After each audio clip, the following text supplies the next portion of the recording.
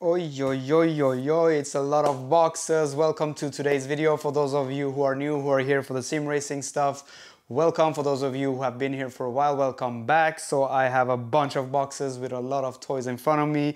So I've bought myself a really serious sim racing rig. It is most likely way overkill, but that's the way it is. I went with this setup because of the immersion and potentially not that I'm going to be the fastest sim driver around. So that is that. I think a more entry-level system would have been suitable or more suitable, I don't know, but we'll park that aside because that is just the way I am. I want to pay once, cry once. So that is that for the introduction. So I did get myself this serious rig done, and let's talk a little bit what I have bought and from where, and also a little bit of my expectations of this sim racing setup. But let's start off with the actual metal construction, or the construction where you mount the wheelbase to your pedals and the seat, etc. So I did get that from SimLab. SimLab is a specialist in that type of product. So they have different base products with a so-called aluminium profile setup. It is a 80-20 aluminium profile, and that type of profile is used in industrial applications. So I could potentially add stuff from other places to the sim rig if I want to do something else, because the 80-20 profile is a very modular system. So with regards to speaking of where you sit or where you drive, etc., let's talk a little bit about the seats. So I have a Sparco QRT II. I believe it's an FIA approved seat, so I could potentially throw it into the MX-5 and use it while I'm tracking, but we will not do that. We will use that in the sim racing rig then. And my better half must love me a lot. She has allowed me then to have this inside the house in my little man corner on the second floor, but let's see, maybe we'll move it out here in the garage in the future. Some of you might disagree. This is not the world's prettiest interior design product. I don't know, maybe in a garage it is more suited. Looking to my left, we have a bunch of stuff from Fanatec, and Fanatec is one of the largest companies producing wheelbases, wheels, shifter and pedals for sim racing then, and they have different type of wheelbases and different type of steering wheels, etc, etc. For the wheelbase itself, I went with their top of the line system, and it's the Podium DD2, and it's a direct drive wheel. We will get to what that means in a bit. And from a steering wheel point of view, I went with their mid-tire setup, and even one of the steering wheels is actually a used one which I got recently. But the pedals I got from a company called Heusinkveld, and this is the model called Sprint. So it is their mid-tire setup, but it is crazy expensive anyway. You will have a look for yourself why it's expensive, because it is the most beautiful pedal set you have ever seen, and it is also highly modular. And from what I've been reading, people's experience is that it is not maybe exactly like a real car, but it gets close, and that is one of the main reasons I went with this setup, is for the immersion, hence why I didn't go for an entry-level setup and went for this setup, and hopefully I will have many hours of fun with it. And let's talk a little bit about the expectations in conjunction with the immersion aspect of it. As you may or may not know, that I'm tracking my MX-5, and I did get that car just to start tracking and learning how to drive a car for real. So I got this set up to get my muscle memory in check, and also things like heel and toe, but it's like bicycling, and once you have learned it, you know how to do it, but still it is fun to exercise that, counter steering and so on. What I don't think this will give me is of course the G-forces, because this is not a motion rig, and even if it would have been, you don't have that consistent G-force, you would just have the initial inertia, and that will just let off. So that is something that is important. Also, we have things like the tire physics, the track physics and so on, which is very difficult then for a consumer product to replicate them. But hopefully it will help me out some. If not, then we will still have a bunch of fun, because who doesn't like to drive a car in any shape or form? If it is anything like the real world, then that is a really great bonus. But before we start the unboxing of the products, if you do like the content of the channel, do remember to subscribe to support me. If you like this video, give it a thumbs up. Hit that bell icon to stay notified for future videos with the sim racing stuff, with the MX-5, the modifications of the MX-5, car detailing, and the Volkswagen ID.3, which is not parked outside because it is still at the workshop, broke. I don't know what's going on with that car, so stay tuned for that. But without any further ado, let's get on with the unboxing. So I did already go ahead and unbox the SimLab stuff because I needed to free up some space in the garage. But in the back we have the actual aluminium profiles, and I did not mention this before. So this is the GT1 Evo rig then, and it is in this black color, matte black color. I think this is the only color which SimLab is currently selling. I think previously there was an aluminium colored profile setup as well which was sold, but at the moment it is only in this black color. In my opinion, it is a more discreet and much nicer color to have compared to the aluminium profile, but that's a personal preference. So these aluminium profiles then have slots where we can put the fasteners, brackets, etc. then to actually create a frame or whatever structure you would like to create with these aluminium profiles then. What I did also go ahead and order as an extra option was this specific base plate. It has slots in it and we can set up the pedals irrespective of each other, so we can slide them and create more distance between them or less distance in case we want to drive with shoes, without shoes, depending on what type of feet, etc, etc. So that gives a lot of flexibility, but what this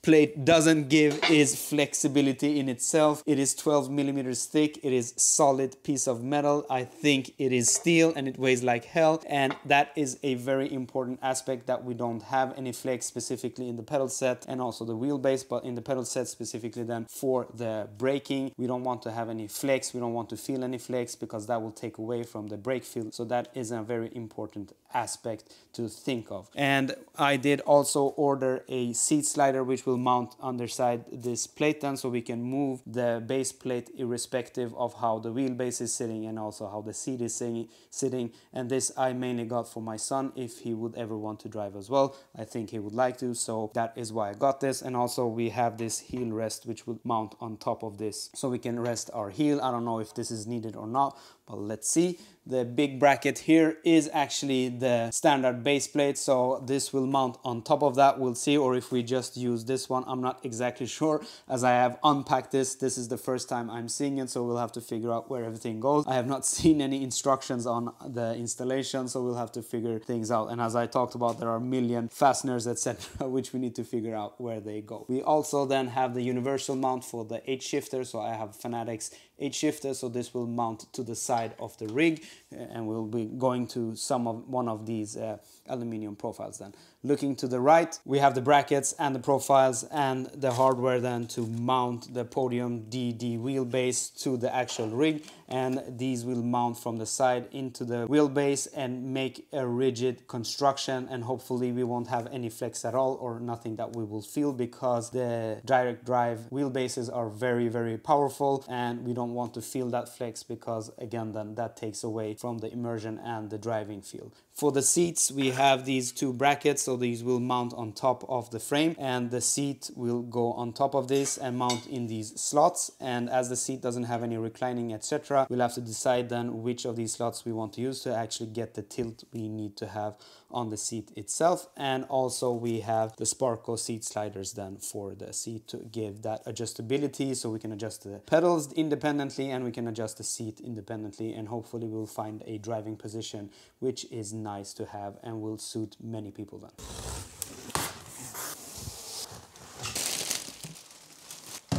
So here we have the seat in all its glory. It looks really nice and it comes in this black color then, so it is going well with the rig itself. And I'm almost a little bit jealous that this will be in the sim and not in my real car, but that's the way it is. And what is important to mention with regards to the seats in your sim rig is that if you have the possibility, go out and try out the seat you have been thinking of to see if it really fits you, because it can be a little bit too snug. The reclinement in it maybe is not fitting the way you're sitting, etc. So that is, or the thigh support or the lack thereof, etc. I have been testing these out myself, so I know how it will fit me. I have a rather large shoulder, so this accommodates for that really well. So let's have a test fit and I'll show you what it looks like on me. Maybe that doesn't help that much, but still it feels nice. It feels sturdy. I mean, of course it feels sturdy. It's a bucket seat and an FIA approved one, but maybe it's a little bit overkill for a sim rig, but that's the way it is. I'm a gadget type of guy, so it's all fun. But maybe what is again that important, that you can actually fit in the seat. If it's a little bit too wide, maybe that doesn't do that much because it is a simulation rig, so you don't have the G-forces, etc., which you would have in a real car. Maybe if you have a motion rig, it is is important to think of the actual size and how it fits your body. But apart from that, I think it's better to go a little bit wider than too narrow, because then you would be sitting like this, and that's not going to be comfortable if you're driving for several hours a week then. So that is an important aspect to think of, but let's get on with the other stuff now.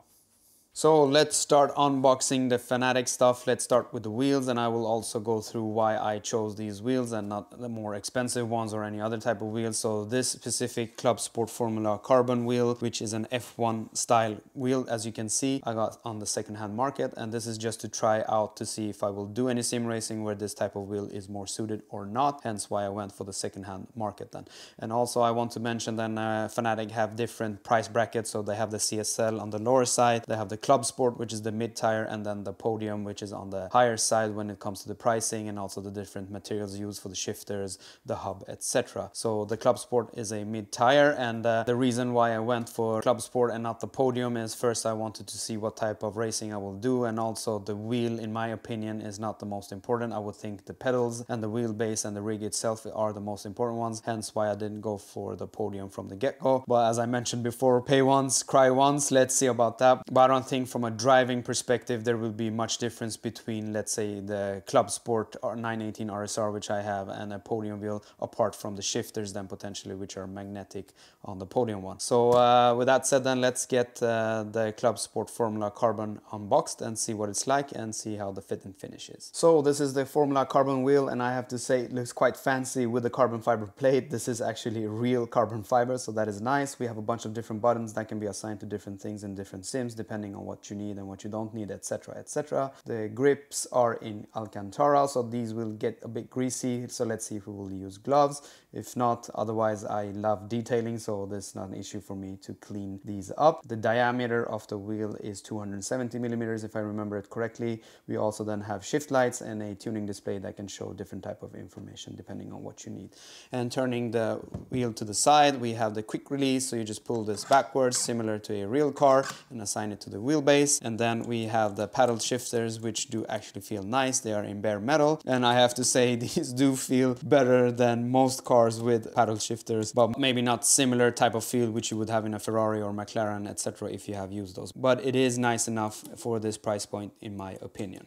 So let's get to the second wheel from Fanatec. So this is the Clubsport Porsche 918 RSR wheel. This has been around for quite some time, similar to the Formula Carbon wheel, and this is an exact replica of the 918 RSR wheel, and I think it measures 320 millimeters in diameter, if I remember it correctly. And I went for a regular circular wheel because that is what I'm used to with regular cars, so to speak. But we will see if we would change these wheels out to maybe something that suits both GT style type of driving and also for regular cars. But let's see about that. So let's get this out of the box and see what it feels like. So this is the 918 RSR wheel, and I have to say it looks really nice and it feels very high quality, to be honest. The stitching is perfect, no imperfections at all. It is almost as good or even better potentially than what I have on my custom wheel for the MX-5, so that is really good. And we do have a bunch of different buttons which can be assigned to different things in the different games or the sims, and we do have the info display or tuning display, which then can show different type of information. And then we have the shift lights incorporated in the rim itself, and I do potentially see a problem here. We can get snug here with our hands if we do drifting, etc, but time will tell. So all in all, it feels nice. It is fully in leather, so we don't have to worry about that much that this will get greasy, etc, compared to a full Alcantara wheel. Turning it to the side, then we have the shifters. These are bigger shifters than compared to the Formula Carbon, because this is a regular type of car wheel then, and the travel is quite long on these, but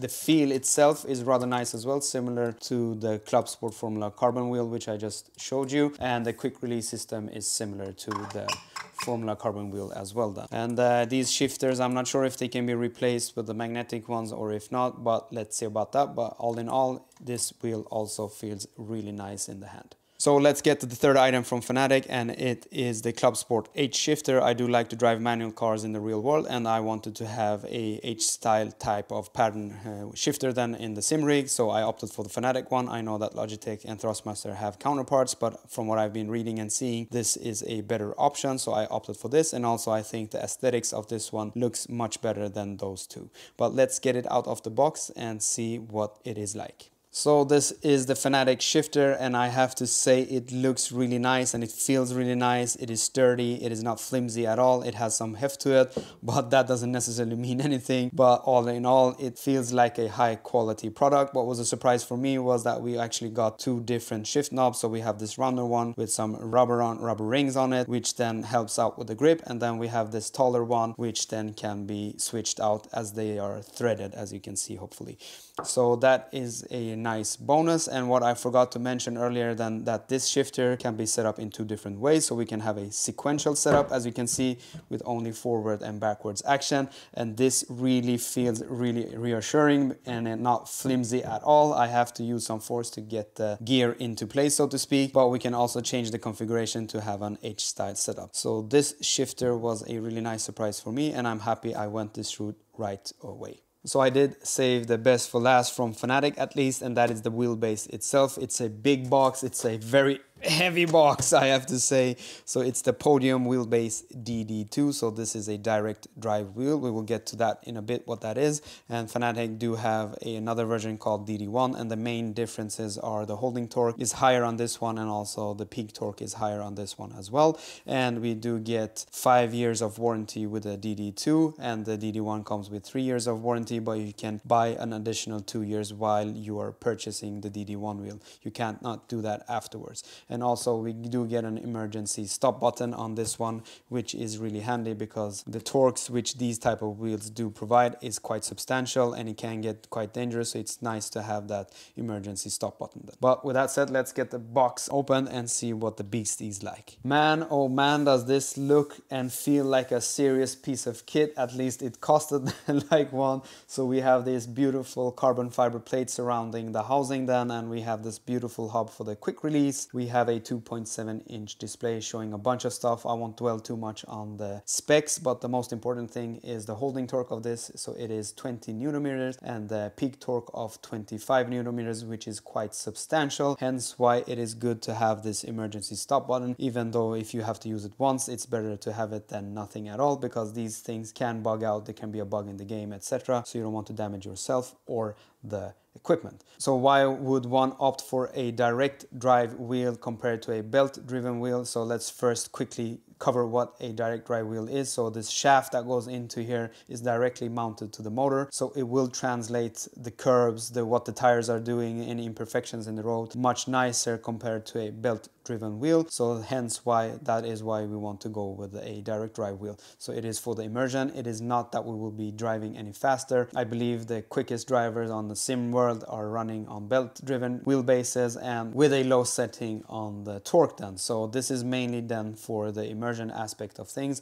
and not to be the fastest driver around, which we will not be anyway. So that is that for the Fanatec stuff. We will rig everything up, of course, and we will get back with a review of how everything feels. But for now, let's get to the Heusinkveld Sprint pedals, which I am looking forward to unboxing. So now we have come to the pedals. So these are the Heusinkveld Sprint pedals, and before we do the unboxing, let's read this text. So it says, the winner ain't the one with the fastest car, it's the one who refuses to lose. I don't know about that. Tell the guys in the middle of the pack in Formula 1 if they agree or not, but let's leave it at that. So similar to the DD or direct drive wheel, we want to get the level of immersion as high as possible, and that we can do with a good set of pedals, hence why I went with the Heusinkveld Sprint pedals. There are even a more expensive or up-class model from Heusinkveld, but those are crazy expensive. These are already crazy expensive, so hopefully they will fit the bill just perfect. It will most likely be overkill for me in the beginning and for much time to come, but I wanted to opt for whatever I could afford, which is giving me the most level of immersion, hence why I went with the Heusinkveld pedals. But with that said, then let's get the box open and see what the pedals are like. Oh boy, before we continue, just have a look at these. These are a piece of art, as you can see. They look fantastic. I could use them as an interior design product here in the garage, but we will not do that. They are way too expensive for that. We will use them in the rig, and as I mentioned, these will most likely be overkill for me in the beginning, but I will hopefully grow into them and start using them more as intended with regards to the setup and so on. And as you can see, they are highly adjustable, so this is just one thing. We can change the inclination of the pedals. We have the mounting brackets here, so which will mount directly to our base plate, which I showed you earlier, so it will give a flexibility flexibility from ergonomics point of view and also seating position, etc. So that is a really nice thing. We can change the brake pressure needed with different type of inserts, and also in the software we can change the mapping on how the pedal travel then will translate to the actual sim, so we can send it up differently depending on the car and the sim. So we have a very high level of flexibility and adjustability with these, so they will be just perfect. But for now, let's wrap the video up so we can start assembly of the rig then. So that was all for today's video. We did unbox a lot of cool stuff, and gadgets are always fun. So for me, it is to assemble everything and then come back with impressions on what it is like to drive this setup compared to the MX-5 on the track. So stay tuned. Give this video a thumbs up if you like it. Do remember to subscribe to support me if you like the content of the channel, that is. And if you have any questions at all, just hit me up in the comment sections below and I will try to answer them the best I can. And with that said then, I'll be seeing you on the next one.